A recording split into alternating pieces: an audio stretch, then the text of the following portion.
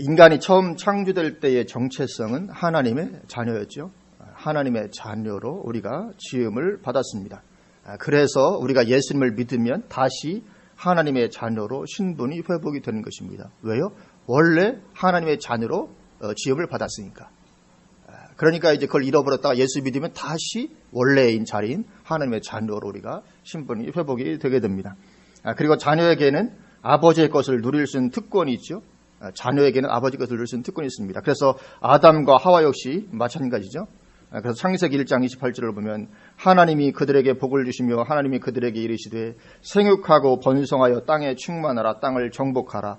바다의 물고기와 하늘의 새와 땅에 움직이는 모든 생물을 다스리라 하시니라. 이 모든 것을 다스리며 누리는 특권이 주어집니다. 어떤 것입니까? 하나님이 창조하신 피조 세계의 모든 것, 다른 말로 하면 아버지께 속한 그 모든 것을 누릴 특권을 주고 계신 것을 보게 됩니다. 왜요? 하나님의 자녀이니까. 자녀에게는 아버지 것을 누릴 권세가 있는 것입니다.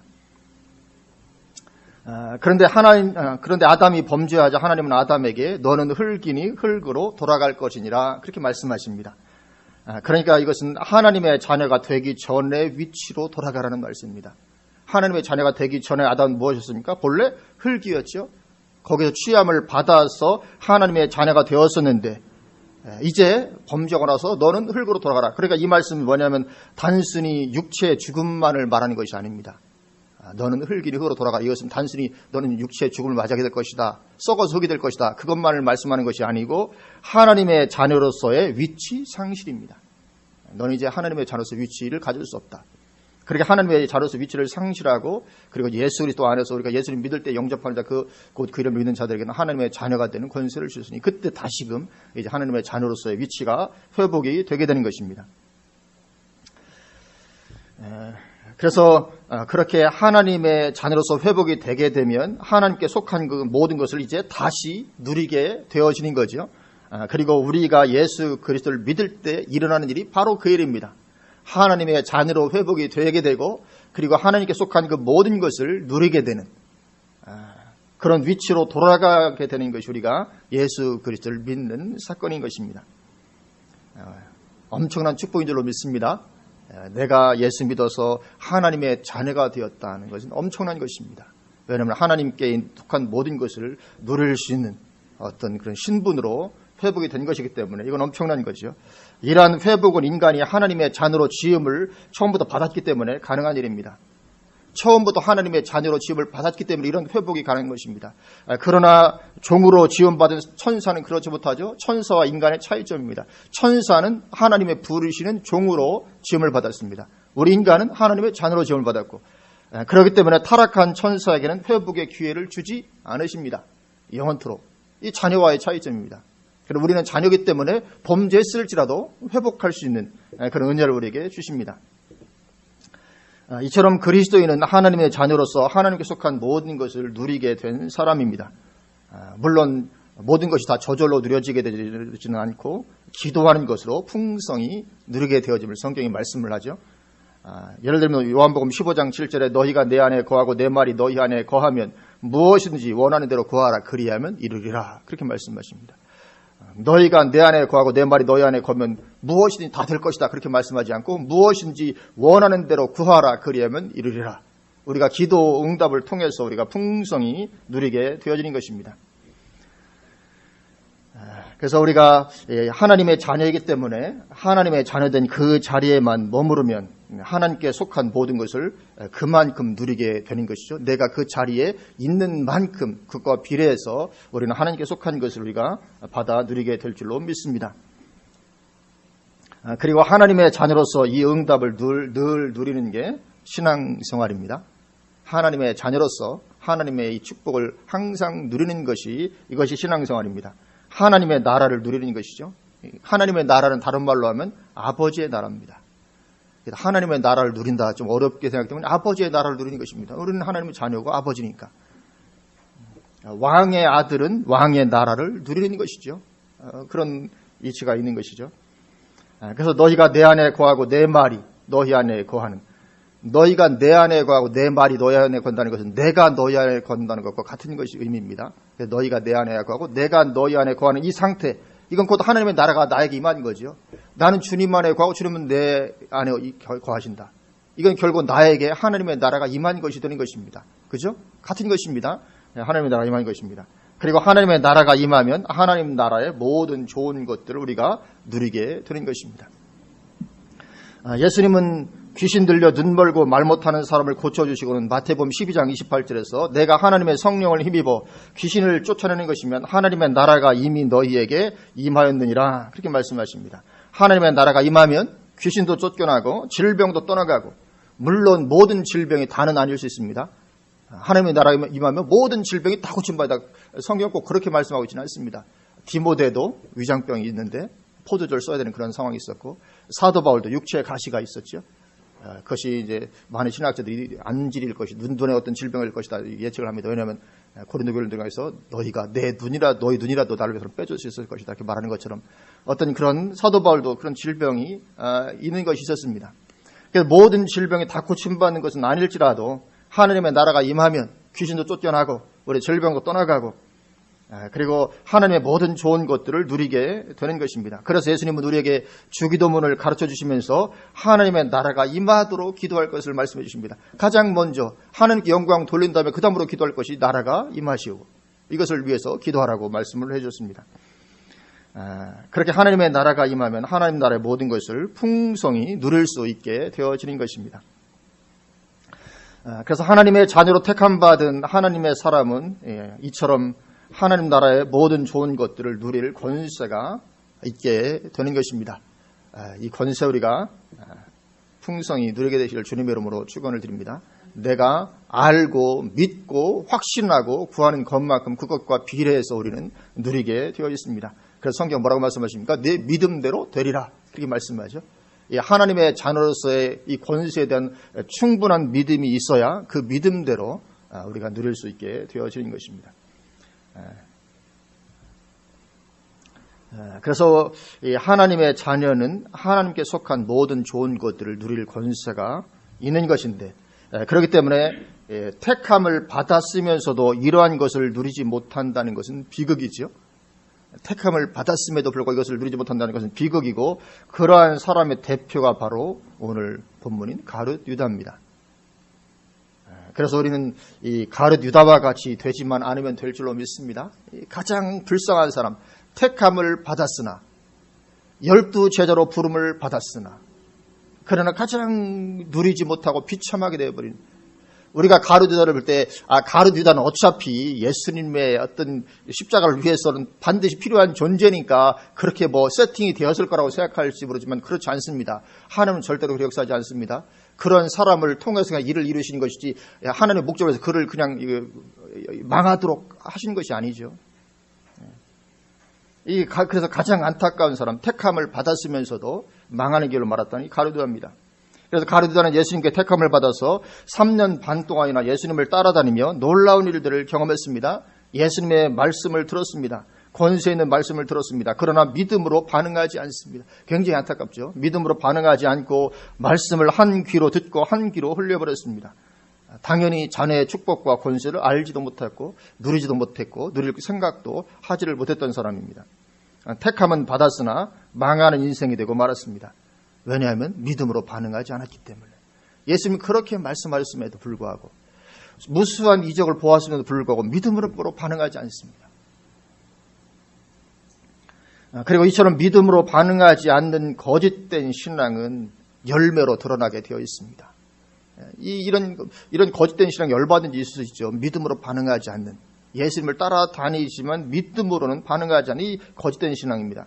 그러한 신앙은 반드시 열매로 드러나게 되어 있고, 그래서 가룟 유다의 경우에도 그가 예수님을 팔아먹은 그 하나만 잘못한 것이 아니고 그 이전부터 이미 그의 삶에는 이런 거짓된 신앙의 열매들이 드러나고 있었던 것을 보여주고 있습니다. 우리는 열매로 분별을 하는 거죠. 그럼 어떤 부분들이 열매로 보여주고 있었나? 첫 번째로는 돈에 대한 집착으로 드러나고 있습니다. 가룟 유다의 믿음 없는 거짓된 신앙이 첫 번째로는 이 돈에 대한 집착으로 드러납니다. 아마 이것이 거짓된 신앙의 가장 흔한 열매가 아닐까 왜냐하면 돈은 너무나도 강력하기 때문에. 거짓된 신하고 흘러가면 당장 돈에 대한 집착이 그를 사로잡게 되어 있습니다. 이건 그만큼 강력하기 때문에 그렇습니다. 요한복음 12장 6절을 보면 가르디다에 대해서 이렇게 말씀하죠. 이렇게 말하면 가난한 자들을 생각함이 아니요 그는 도둑이라 돈 괴를 맞고 거기 넣는 것을 훔쳐갑니다. 그렇게 말씀을 하고 있습니다. 유다, 예수님 팔아먹기 전부터 그런 도둑이었고 돈에 대한 집착이 있었고 돈 괴를 맞고 말하자면 어떤 그 예수님의 어떤 사역팀의 재정 담당이 유다였습니다. 그러니까 아마 이 머리 계산은 수치적으로는 굉장히 잘 돌아갔던 것 같아요. 재정 담당이 가르디다. 그런데 맡아서 일하면서 슬쩍 돈을 훔쳐갔다. 성경이 그렇게 기록을 하고 있습니다. 그러니까 예수님을 팔아먹기 이전부터 이처럼 신앙이 제대로 세워져 있지 않았습니다. 그래서 그렇게 예수님 가까이에서 동행했고 예수님 말씀을 들었고 이적을 보았지만 여전히 돈에 대해서 집착을 하고 있는 것을 보여줍니다. 요한복음 12장 3절부터 또 이렇게 말씀합니다. 마리아는 지극히 비싼 향유 곧 순전한 나드 한 근을 가져다가 예수의 발에 붓고 자기 머리털로 그의 발을 닦으니 향유 냄새가 집에 가득하더라. 제자 중 하나로서 예수를 잡아줄 가르디다가 말하되 이 향유를 어찌하여 300데나리온에 팔아 가난한 자들에게 주지 아니하였느냐 하니. 이 가르디다가 외친 것입니다. 마리아가 그 비싼 향유를 예수님 발에 부어버리니까 당장 가르디다가 아니 그 비싼 것을 그걸 팔면 300데나리온은 받을 텐데 그럼 가난한 자들에게 줄 수 있을 텐데 왜 그렇게 허비하느냐. 언뜻 들으면 대단히 그럴듯하고 상식으로도 맞는 것 같죠. 그렇습니다. 언뜻 들으면 이것이 잘못된 말이라고 분별하기가 쉽지 않습니다. 만약에 지금 이런 상황이 벌어졌다고 할 때 이거 잘못된 말이라고 분별하기 쉽지 않겠잖아요. 이 엄청난 비싼 300데나리온은 지금의 화폐 가치로 하면 한 3천만 원 정도 하는 거거든요. 3천만 원 정도를 그냥 확 부어버려. 아니 그들이면 얼마나 큰 전도 선교하고 구제하고 얼마나 많이 할 수 있을 텐데 아니 그걸 단번에 부어버리다니. 지금 누군가 이렇게 해도 이것이 옳은 행동인가 틀린 행동인가 분별하기 쉽지 않습니다. 그래 이런 일들은 많이 있습니다. 예를 들면 많은 교회들에서 매주 돈을 들여서 강단에 꽃꽂이를 합니다. 돈이 많이 들거든요. 한 주에 몇십만 원 듭니다. 그러니까 그 돈을 가지고 아니 그 돈으로 구제를 하지 그렇게 허비하느냐 이런 비판의 말을 하는 사람들이 지금도 있습니다. 교회 강단에 꽃꽂이 굉장히 비판의 사람들 그거 굉장히 쓸데없는 일을 하는 것으로 아니 그 돈이면 구제하고 얼마든지 가능성 돌릴 수 있는데 왜 그걸 이렇게 허비하느냐 한 번 쓰고 버리는 것인데 이런 말들을 하는 사람도 있습니다. 맞는 말인지 틀린 말인지 분별하기가 어렵습니다. 그죠? 이게 어떻게 들으면 맞는 것도 같고 아닌 것도 같고 그렇죠. 또 예배당을 크게 잘 짓는 것에 대해서도 아니 그 돈으로 선교를 하면 얼마나 많이 선교를 할 텐데 예배당을 그렇게 짓고 하냐 비판하는 말들이 있습니다. 그렇죠. 예배당 짓는 돈이면 몇억 아니면 큰 교회는 막 몇백억씩 들죠. 그 돈은 얼마나 선교를 많이 할 수 있겠습니까? 어떤 것이 옳은 것인지 예배당을 짓는 게 옳은가 예배당을 안 짓고 그 돈으로 그냥 선교하는 것이 옳은가 분별하기가 쉽지 않습니다. 이처럼 가르디다의 말도 그럴듯해 보입니다. 아니 그 비싼 향유를 한 3천만 원이나 되는 것을 그걸 그렇게 부어버리다니. 그런데 성경은 가르디다가 그렇게 비판적으로 말한 그 이면을 보여줍니다. 왜 가르디다가 그렇게 말했는가 그걸 보여주고 있습니다. 그것은 가난한 사람을 위하는 열심 때문이 아니라 실제는 돈에 대한 가르디다의 집착 때문이었다는 것입니다.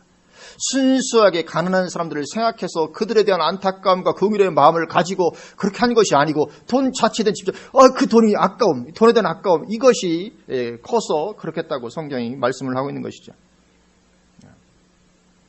그래서 가르디다는 그처럼 돈에 대한 집착에서 벗어나지 못하고 있는 것을 보여줍니다. 그래서 이런 어떤 그 이면에 왜 그런 주장을 하는지가 살펴볼 필요가 있죠.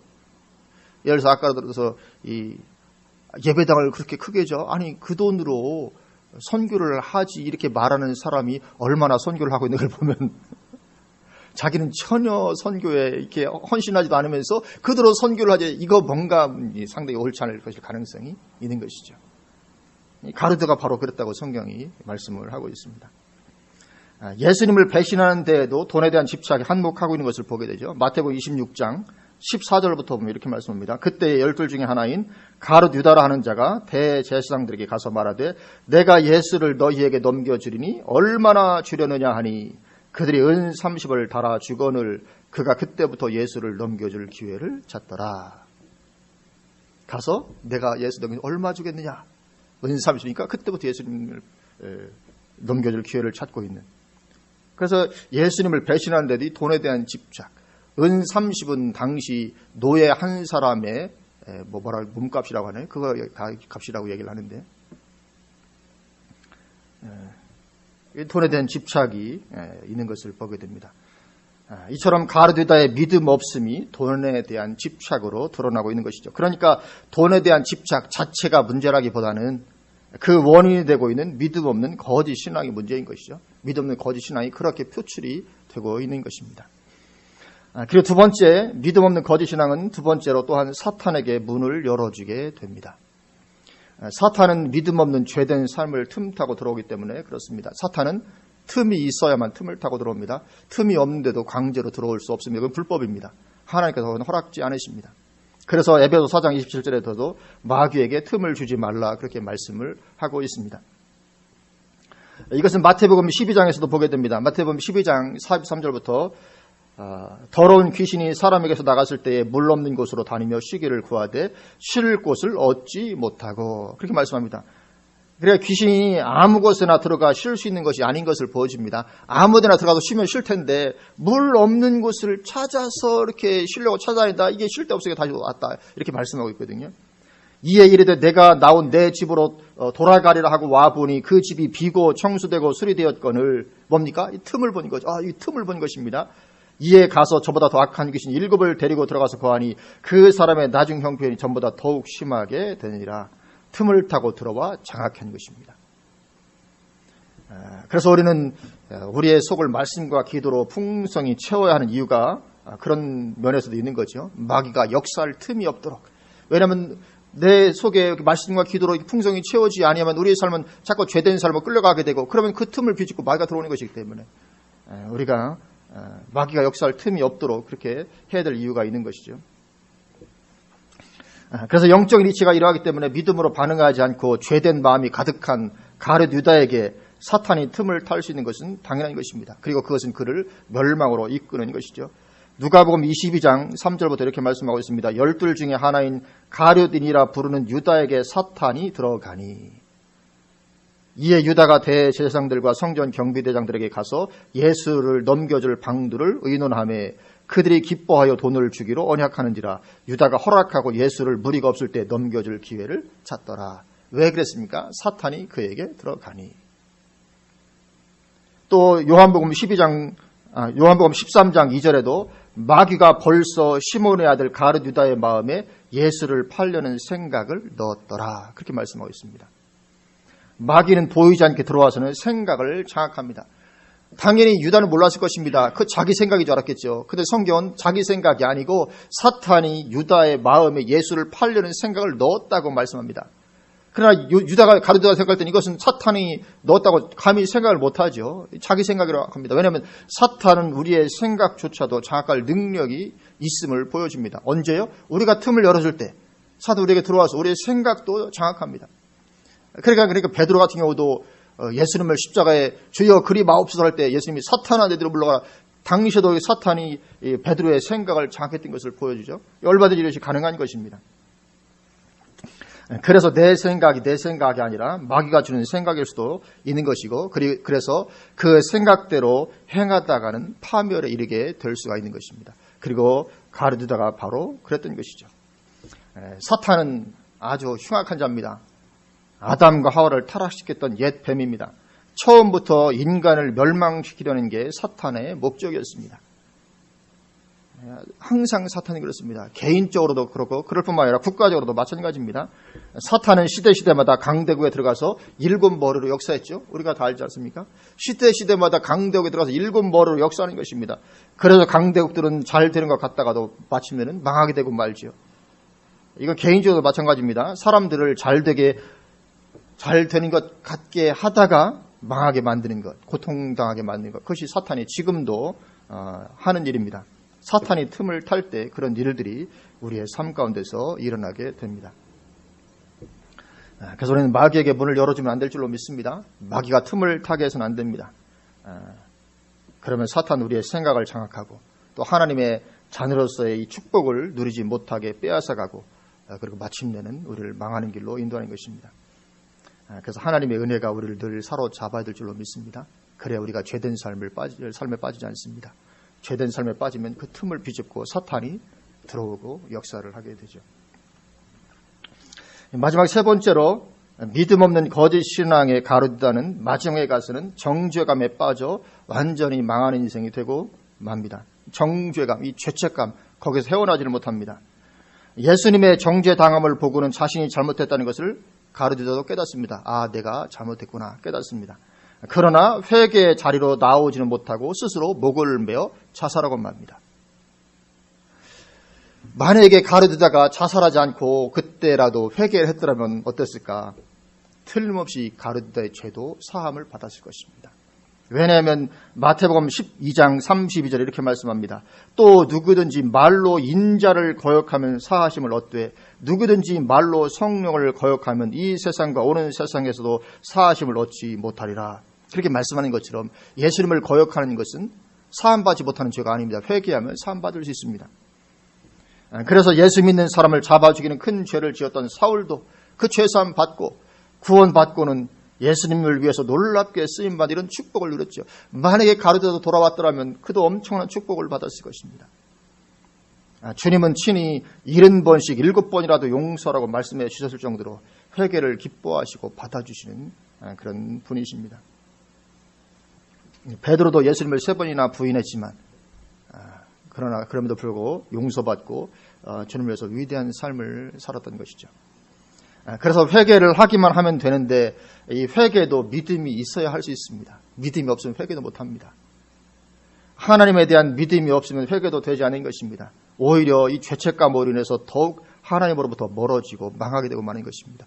왜냐하면 온전한 믿음을 하나님에 대한 온전한 믿음을 갖지 못하니까. 잘못했다는 것은 아는데 돌아가지는 못하고 죄책감, 그 정죄감 가운데 오히려 하나님을 점점 떠나가게 되는 이런 일들이 일어나게 됩니다. 그래서 자녀로 부름을 받았으나 구원받은 자녀의 축복을 누리지 못하고 살았던 사람의 대표가 바로 가로디다입니다. 신앙생활을 했으나 구원받은 자의 축복을 알지 못했죠. 모든 것을 인간적인 수준으로만 판단하며 살았습니다. 굉장히 불쌍한 사람입니다. 예수 믿는데 모든 걸 인간적인 수준으로만 판단하며 사는 것, 이 가장 불쌍한 거죠. 마침내 사탄에게 생각이 장악당하게 되었고 그리고는 파멸에 이르게 되어서 예수님으로부터 차라리 태어나지 않았더라면 더 좋았을 사람이라는 그런 말을 듣는 처지가 되고 말았습니다. 그래서 우리는 유다의 자리에만 들지 않으면 될 줄로 믿습니다. 구원받은 하나님의 자녀로서의 축복을 깨닫고 누리는 것입니다. 이 누림이 우리 가운데 있어야 됩니다. 온전한 신앙을 위해서는. 그래서 이 자녀의 축복을 우리가 믿음으로 받아들이고 그래서 믿음으로 반응하며 나아가기만 하면 우리에게는 하나님의 자녀를 위해서 예비가 되어진 하나님께 속한 모든 것들을 누리게 되어지고 그리고 그것을 풍성히 누리는 것이 온전한 신앙생활의 아주 중요한 한 부분인 줄로 믿습니다. 우리의 신앙생활은 단순한 의무사항이 아닙니다. 자녀된 삶을 풍성히 누리는 것이 우리의 신앙생활이고 그래서 그 삶을 풍성히 누리지 못할 때 주님의 책망이 돌아오게 되는 것을 보게 됩니다. 이 누림을 누리는 것이 대단히 중요합니다. 그래야 우리 신앙이 제대로 될 수가 있습니다. 하나님의 자녀로서의 충만한 이 믿음과 이 확신을 가지고 우리가 살아가야 이 제대로 된 신앙이 강한 것입니다. 놀라운 은혜와 축복과 하나님의 자녀의 권세가 우리에게 있는 줄로 믿습니다. 믿음과 확신을 가지고 우리가 날마다 더욱더 풍성히 누려가게 되시기를 주님의 이름으로 축원을 드립니다. 아멘. 기도하시겠습니다.